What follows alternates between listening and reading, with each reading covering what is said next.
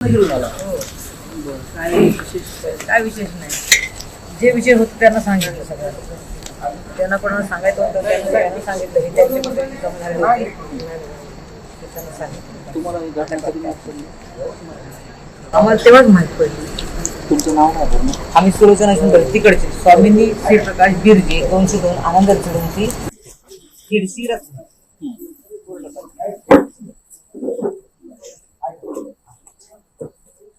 तुम्ही इकडे कसं नेमकं?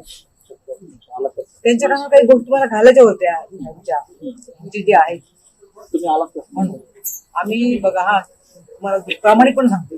काल मी संध्याकाळी 4 वाजता गाडी पकडली कोल्हापूर. रत्नागिरीतून कोल्हापूरला आले. 3.5-4 तास लागले. कोल्हापुरातून रेल्वे पकडली पुण्याला आलो.